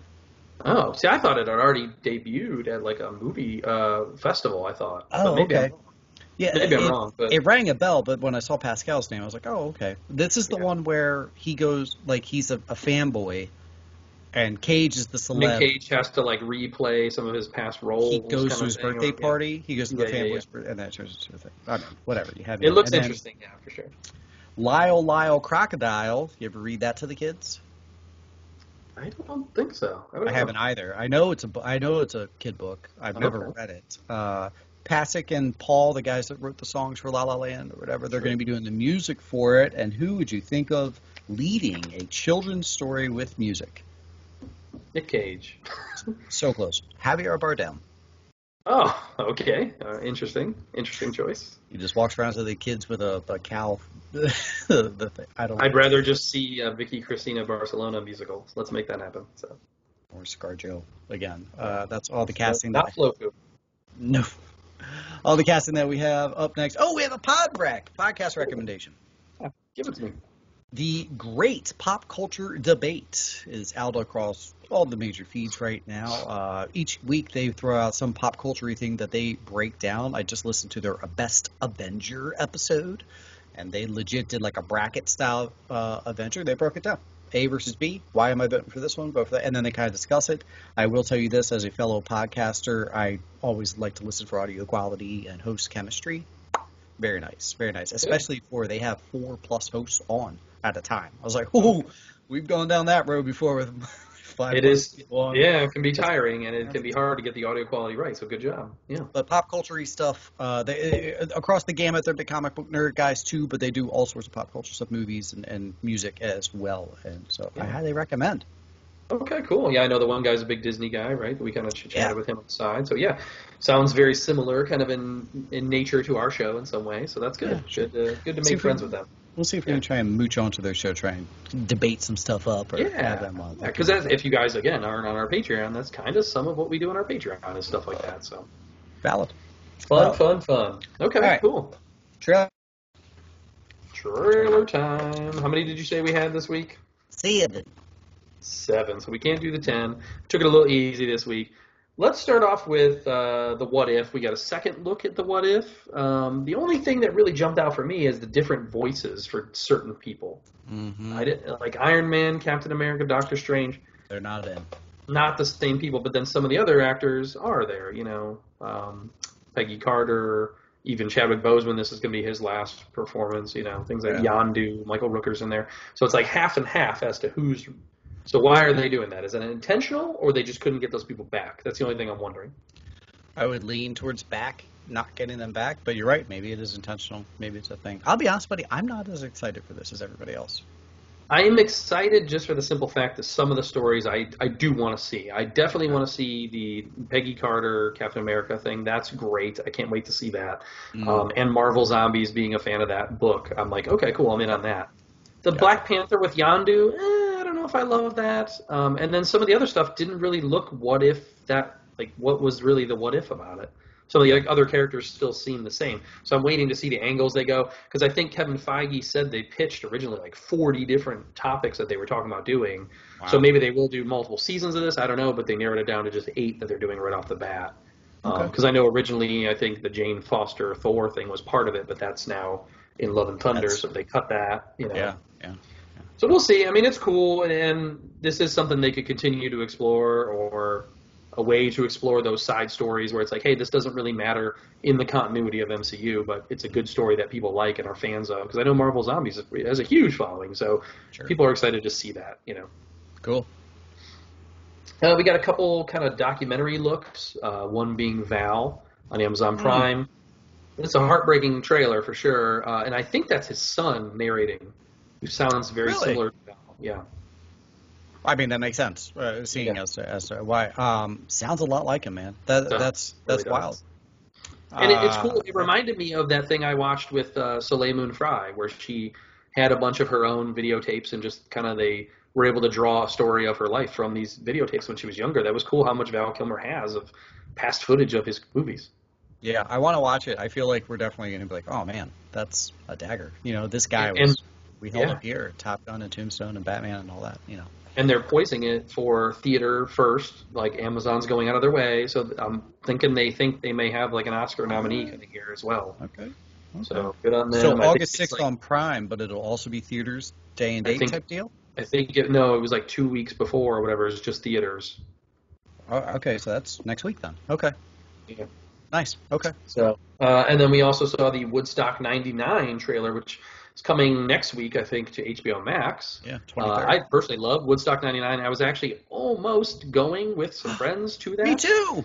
And I regret that decision still to this day. Like, it would have been fun to have that experience, but it also kind of turned out bad, as we'll see in the documentary. But what a great – I remember having that CD, the double CD of the concert, loving it. A lot of great bands, whatever. But this is definitely going to look at that time, capture that time in history and look at the different things going on, the aggression, male aggression, and the sexism. All those things were already explored in the trailer. So look forward to that. It's kind of cool.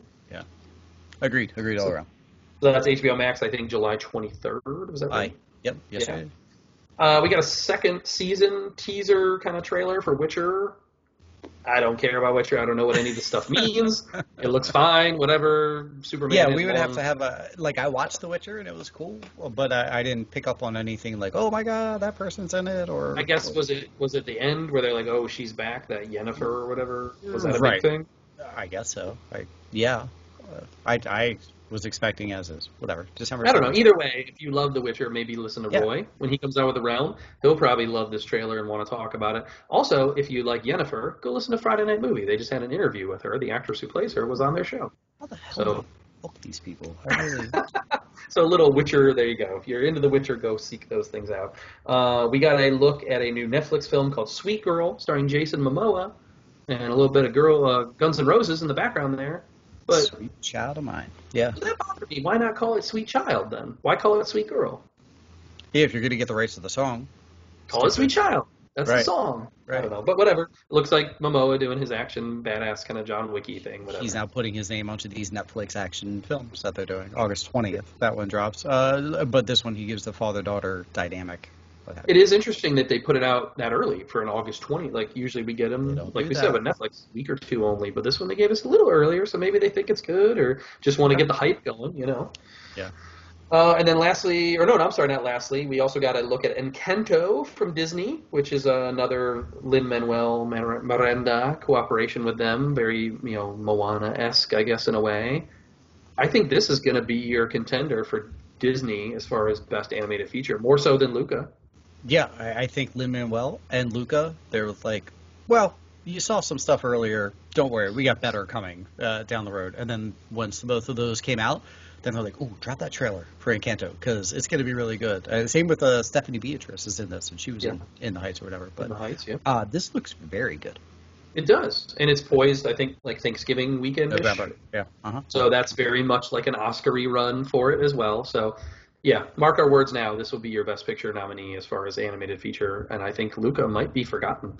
Sorry to say it. Or if it does get, and it'll be an also ran, kind of thing, also nominated, but this will be your winner. So wow. That's my take on it. That's my take on it already. Just off the trailer already.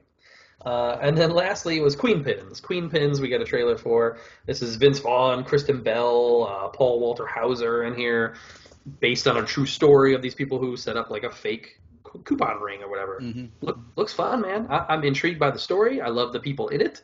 I had no clue even this was coming, and I was like, hey, this is a fresh breath of air of a trailer right here. This looks effing fantastic. Yeah. I didn't know what it was. You sent it to me as one that you had watched, and I had no clue what it was. I was like, are you serious? Then Vince Vaughn gets out the car, and then he brings in his comedy with Paul Walter Hauser's. I think their chemistry is going to be great. You can already tell from the trailer. September 10th this drops. This looks really good. Looks like a fun one. So I'm definitely looking forward to it, and that wraps up our 7-trailer extravaganza. Taking a quick breather. Be right back for the final act of our show. Hey, let me catch up on something. Last week I said I wanted to talk about the Once Upon a Time book. I finished it this week. Oh, yeah. So I'm going to give it 2 thumbs up, high praise. Definitely recommend, if you were a fan of the movie, if you were a fan of Tarantino in general, go get this book, especially that movie. If you love the movie Once Upon a Time in Hollywood, you're only going to like it even more now. You're going to want to rewatch it. It enriches the world. It doesn't necessarily change anything you saw in the movie, but it just adds to it. It gives that depth. It gives more scenes, especially with Brad Pitt's character, Cliff. There's some really cool stuff in there. You get some answers about, like, did he murder his wife or not? That kind of stuff is explored in here. We get more with the girl played by Julia Butters and the little actress that works with what's his name? Leo's character in the movie. That's the best acting I've ever seen. Yeah. So, but we get a lot more with her. And actually, I heard Tarantino do an interview where he said the one scene that's in the book was one that he really wanted in the movie, and it was a great part with that character in particular, and he loved it. It was actually like his favorite scene of the movie that got cut out. So that's in the book. It was able to be restored. He wrote himself into the movie, and his stepfather. His stepfather actually worked as a piano bar kind of like singer in the late 60s, early 70s. So he writes that bar into the movie. So Cliff and they go to that bar and they hear him playing, and then he talks to them and he's like, hey, my son's a fan, my son Quentin's a fan of yours, blah, blah, blah. So he wrote himself as a kid into the book and his stepfather. So that was kind of fun. Nice. It just makes me want to go back and watch it and maybe love the movie even more. It expanded on the characters. It gave just that whole universe real depth. So go read the book. It is good. I highly recommend it. When you said Tarantino, you said stepfather, for some reason I pictured father-in-law and pictured in my head Quentin Tarantino asking a father-in-law for his daughter's aunt. I don't know why that would be a funny living room for Tarantino. Maybe, yeah. I had this ring up my ass for 10 years. So I really love your daughter's feet. Say what again? Say what?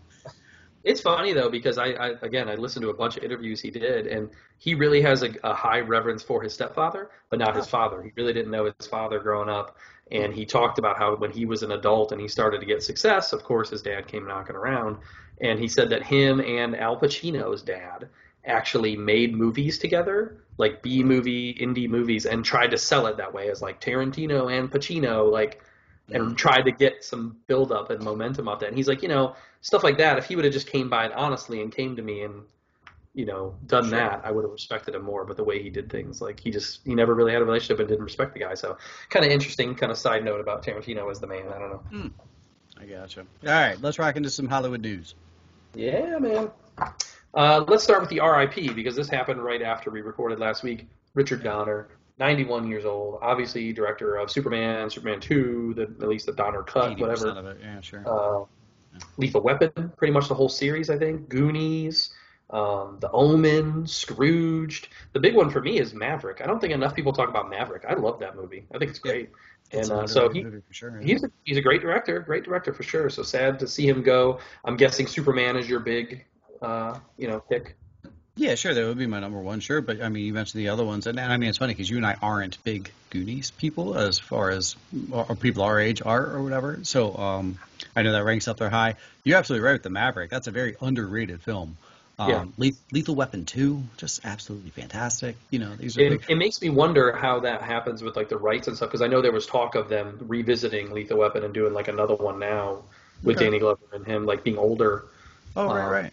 Yeah. So now that we miss out on that, I guess. Because we talked to the Helms or the Nelms brothers about that. Yeah. That's right. Yeah. So I wonder if that can still happen with Donner being gone. I don't know. I didn't realize he was 91. Yeah, he was I up said there. I was like, oh wow, I didn't realize he was that high. I know. I almost hit you up and I was like, we should do a spotlight real quick of him, but maybe that's still in the cards for a Patreon exclusive. Yeah, we got time this week. All right. Do the other RIP. I didn't have any other one. Downey's dad. Oh, okay. What was he important for besides being a? He did movie stuff. Did he? Okay. Stuff. Yeah. What did he producer stuff back in the day and director stuff back in the day. Okay. I guess I wasn't. Downey Senior. Okay. Not as big as Richard Donner. Okay. I guess. Sorry, I just wasn't familiar with his career. So. Oh, gotcha. All right, go ahead. No spotlight on Robert Downey Senior. No, sorry. We kind of hinted at it earlier, the Universal Peacock stuff. So they did strike an exclusive deal where Universal's movies will be hitting Peacock 4 months after they're in the theater. This will be starting with 2022, and they also kind of struck a deal with some developing original content for Peacock specifically. So I guess the first movie on the docket then would be Jurassic World Dominion, would be the first one kind of. That's next summer, so maybe that would be your first big movie that Universal's putting out that would then come to streaming. 4 months seems a little long to me, but I guess that works in maybe a PVOD window first before it just goes to Peacock, I'm guessing. Okay. Yeah. So there's that one, and then also you got that Jordan Peele, like, new horror movie that he's doing with Universal will be coming out next year, so maybe that will then also be part of this Peacock deal. All right. Again, this is the streaming wars. Everybody's trying to get their piece and their big content that they need to draw you in, Yeah. Silverhawks is getting rebooted. Really? Were you a fan of Silverhawks back in the day, the 80s cartoon? Sure. I loved the character of Bluegrass. I remember loving the opening of the show and, like, the song and it was such a strange show, but I loved it. It was kind of like in that same time period of, like, Ninja Turtles and Thundercats and, like, all that stuff. So I think it's a little more niche, not as well known maybe as some of those other properties, but hey, I'm down. I'll watch some Silverhawks. Okay. Animated rebooted? It's being animated rebooted? Gotcha. Yeah. At least I assume so, yeah. Yeah. I'll watch a live action. Why not? I'm still waiting on my live action Thundercats. Oh. I would love to see. I'd love to see. What's his name? Ethan. We've got the meats. What's his name? The Arby's guy that's in the Mission Impossible movies. What's his name? I can't think of it. Whatever. I don't know. But the Arby's guy. I don't know. Yeah, we got the meats. He does the we got the meats. White guy. Black guy. Black guy. Deep voice. Ethan, Michael Clark Duncan? No, he's dead. No. Yeah, that's right. I'm lost. The guy from Mission Impossible. He's the only other person in every Mission Impossible but Tom Cruise. I can't think of his name. Whatever. But I would love to see him be Panther in a live-action Thundercats movie. Anyways, we are getting Tomorrow War Part 2. They came out with the Samba TV 4-day holiday. Ving Rhames. There you go. See? We got there. Anyways, Samba TV came out with their 4-day holiday weekend viewing. They said 2.4 million people watched Tomorrow War. So Amazon said, let's do it again. Let's get Chris McKay back. Let's get Chris Pratt back. Let's do it again. That actually beat Without Remorse and Borat 2's numbers, as well as Zack Snyder's Justice League. It beat that, because that was just below 2 million. So impressive showing by the Tomorrow War for sure. Like we said last week in our review, it was pretty good, and I had a lot of people talking about it. Everybody wanted to talk about that movie, and it was a big discussion. I'm interested to see where they go with another one. Right. Like, the whole premise is... Well, maybe they just flip it on its head, and it's like, now it's past. We got a past war or something. I don't know. Something else has to happen. Where it's like, oh, well, what we did had repercussions, and now this happened, or whatever. I'm sure there's a way you can write it. Sure. So it's there. And then I think lastly for me is Zack Snyder has announced his next movie is going to be Rebel Moon at Netflix. He's going to co-write and direct this sci-fi adventure. I think it may be a franchise eventually. I know it's at least one, but he said it's inspired by Kurosawa films, but it's also Star Wars kind of rooted. It was actually originally a Star Wars spin-off film pitch that he made to Lucasfilm. Before they did their sale to Disney and split off, they were talking about doing like side movies, kind of like they did with Rogue One, and this is one that he discussed with us. So it was supposed to be a Star Wars movie, really, and now it's called Rebel One, or Rebel Moon, sorry. So that'll be on Netflix. Nice. So he's continuing to work with them. Good job, Zach. He probably enjoys it. Sure. That was all. Do you have anything else? Charlize Theron has now confirmed that Old Guard 2 is in the works. Script is done. She's digging it, so that's definitely going to happen. Something is Killing the Children. Okay. Is now being sent to Netflix. It's going to be a TV series based upon that book, and Flanagan and Macy, the folks who did Dr. Sleep. I love Flanagan. Okay. Something is Killing the Children? Uh-huh.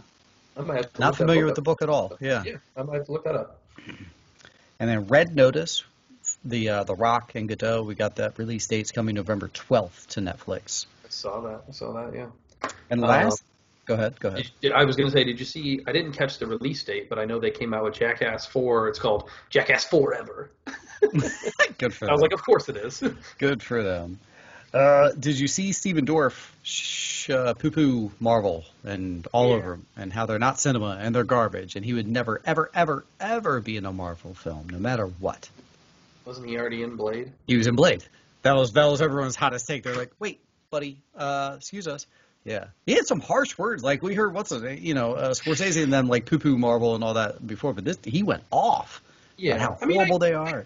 I get it. Everything's not for everybody, but you don't need to say that it's like terrible quality. Yeah, maybe it's just not for you, man. Yeah, obviously he's making money, so they're gonna keep making. It's not like he's not having a job because these are taking up his seat at the box office. Sorry, pal. Yeah. But it was funny that he stamped his foot. I have never been. And most people that are under 30 are probably like, "Who's Steven Dorff? What's he been doing lately?" Exactly. You need Marvel, pal. All right, all done with our Hollywood news. On to the DC discussion. DC, I only had one bit, I think, this week from DC, and that was that Robin Gibbons is joining Batwoman Season 3 on CW as Jada Jet, I believe is her character name. I'm not familiar with Batwoman. I don't know if that's already like an established character or not. I don't know. I haven't watched the season. I watched the first 2 eps. Seems like she'll probably be a big character, though. You don't bring on Robin Givens without giving her a big arc. So yeah, cool. I like the Givens. So. All I had was there's going to be a Season 3 of Batwoman. Yeah, there you go. Newsflash. Done with DC. On to Marvel Minute. Marvel officially came out and said no more Stan Lee cameos. I guess their Phase 4 trailer thing was kind of it for them. I think The Simpsons came out with a short on Disney Plus where it's Loki thing. Yeah, and they went to them and said, "Hey, can we use Stan Lee? We have an audio of him from our show. We want to use that as a Stan Lee cameo." And they're like, "No, we're not doing it anymore. He's dead. Rest in peace. No more. We're done." No kidding. So no more Stan Lee cameos for that moving forward officially from Marvel. If you watched the latest episode of Loki, spoiler alert, you may have seen a certain character's head in there. And that may lead us to why this news came out this week that Corey Stoll as Yellow Jacket will be returning in Batman 3. So nice. Okay, interesting. I missed his head. Oh, okay. It was in the crazy world, and there was all that stuff around. Yeah. And there's that's Yellow Jacket's helmet. was there. So. Oh, no kidding. I saw Frog Thor, and Yeah. I saw the Thanos helicopter. I picked up on those. I missed that one. Alrighty. Yep. So like officially he'll be back. I don't know. I kind of assumed he was dead, maybe, but maybe not, or maybe Yeah. he's in the quantum realm only, and maybe that's where we'll see him. True. So True. he Gotcha. will be back. I'm guessing not as the main villain then, if they're just now announcing him, because we already have Kang the Conqueror, you know. Right. Right. And then I think lastly for me from Marvel was She-Hulk. She-Hulk, they've come out and said that it's going to include fourth wall breaks, similar to what Deadpool. Oh no. I don't know if they do this in the comic. I'm not familiar with the She-Hulk comic. That was my take, Same. was that she kind of does that in the book, and that's why. Oh. So it's supposed to be 10 half-hour episodes, and it's going to be a legal comedy, is what they're kind of saying. And this is coming to Disney Plus. They also said with that angle, because she's like involved in legal cases and whatnot, there may be some possible celebrity cameos within the show. People who are in legal problems or whatever that happen to be well-known celebrities might cameo. So Comedy court. So they could call it Franklin and Smash. Night Court, man. I Franklin like and Night Court. Bash. That's my thing. I was incorporating the Hulk and the thing. And the, Oh, Smash Bros. Gotcha. Sorry. yeah, instead of Franklin and Bash. Nobody Yeah. watched that show. Got it. No, they didn't. You did, I think. No, I mean, one, Wakanda Forever currently has 5 scripts that they're working off of. Aren't they shooting it already, though? Yeah. So if you get one that's leaked, it's probably not the right one. Oh, okay. Well, That's that why makes me worry that they just don't know what they're doing, too. Like, I'm wondering if 4 are red herrings. Like, I think that's why they put that out there. maybe they just don't want us to know. Yeah, but That's fine. like we said, we're hoping soon to hear something, some kind of leaks from the set or casting information, something, so we can get a beat on what they're doing. Yeah. And the most obvious news I saw of the week that people were freaking out about is that FloPu posted on her Instagram a thank you to her stunt woman and like raved about how great she is and how they work together, blah, blah, blah. And she's looking forward to them working together again very soon. Does that mean she's returning? Of course. I was like, did you Of guys not course. watch? Did you watch Yeah. the film before watching her Instagram? It's funny though, because I did see something this week about, was it Feige came out and said like the days of our old long contracts is like over. Like they're not doing those 9 picture deals and all that anymore. So maybe that's a way to, like that was kind of our complaint with Infinity War. Like, oh, these characters die, but it didn't have stakes because we knew they would be back. We already know knew their they had a contract. contract. You know? So That's maybe valid. that's the point of that, is like, hey, let's keep that on the down low. We don't Sure. want people to know, hey, this person signed up for 10 movies or whatever. That's valid. That's valid. Yeah. Yeah. I think Nick Fury has like 8 more on his contract. So Probably. I want to say Anthony Mackie was signed for like 10, and it's like, Yeah. what? yeah. All right. Wrapped up with Marvel Minute. Time to go forward. Going forward is a little bit busy this week. Actually, I was surprised to see how much stuff was coming out. On the 14th, we are getting Classic Horror Story on Netflix. So I will probably watch that and give you a review of that. I know you won't, but More slated horrors. for next week. Yeah, more horrors every week. Call for the horrors. Go on socials and tell us more horrors. Also, we're getting the Loki finale on Wednesday, so we will definitely have our final take on that next week. Netflix is also getting Gunpowder Milkshake the same day as it's coming out on a Wednesday, which is nice because we get a chance to watch it earlier in the week. Hey, yeah. So there's your Wednesday right there. Gunpowder Milkshake and Loki finale. Busy day on Wednesday. I guess Monsters at Work doesn't mean anything to you, but okay. Okay. It's on Wednesdays also. What? Oh, Monsters at Work, yeah. Yeah. So episode 3 of Monsters at Work drops this week in the going forward. Just as important as the Loki finale. Fans of Never Have I Ever, I guess, are getting a new season on Netflix. I didn't watch that, but I know it was well received. I think that's the Mindy Kaling thing. Also, Dr. Death, which was based on a podcast. I love the podcast. That's coming to Peacock as a show this week on the 15th. So is Schmigadoon. Schmigadoon is coming to Apple if you have Apple. I thought this was a movie. I saw the trailer, and I thought it was a movie, but apparently it's a series, and it's with Keegan-Michael Key and one of the girls from SNL. I'm forgetting her name. And it's like it's like a relationship thing, but then they're in like a musical comedy, like inadvertently. Now we're in a musical. I don't know. It looks intriguing and different. Maybe you can be our Apple correspondent on that one and check that out. At least give us maybe a first take. All right. On the 15th, we're getting American Horror Stories on FX/Hulu. That is the new anthology-style series that they're doing. So they're still doing American Horror Story every season, but now this is like a standalone episode approach where it's going to be every week a new story. So American Horror Stories, that's coming out. Fear Street, the third one, comes out on Friday. 1666, that's on Netflix. Space Jam hitting theaters and HBO Max same day on the 16th, Friday. We're getting that limited release of Pig in theaters, the Nick Cage movie. Roadrunner, the Anthony Bourdain documentary. Talk about a sad movie. That's going to be sad as well. So we got some hard stuff to watch coming ahead. Yeah. And then also, we saw the trailer actually at the same time because we were in the same room. I don't know if you watched it. We didn't talk about it in the trailer talk. But Escape Room Tournament of Champions is coming to theaters this week. Aha. Why? The first movie was trash. Said it got really bad reviews. We looked it up. It only cost like $8 million and it made like $200 million. So I'm like, okay, well there you go. That's why we're getting a sequel. But it looks really bad, just like the first one did. But if you're a fan, go check out Escape Room. I guess in theaters only this weekend. Can I tell you that fight that my wife and I a fight that she really wants to do an escape room? I have zero. Really? I'm surprised. You're Mr. like social media. Like I could see you wanting to like post that you did an escape room. No. Oh, what happened? Did I lose you? I'm here. I can hear you. Oh no, I can hear you. You froze up for a second. Sorry, I missed you. Because you were not. Can you hear me? I can hear you now. Yeah, you were just frozen for a second. Oh, gotcha. No, I don't know. I don't like the whole being trapped in a room and we're trapped and have to figure out the clues. I don't know. It scares me. I guess. Yeah, I've never really had a want to do it either. Like it's like whatever. I don't care.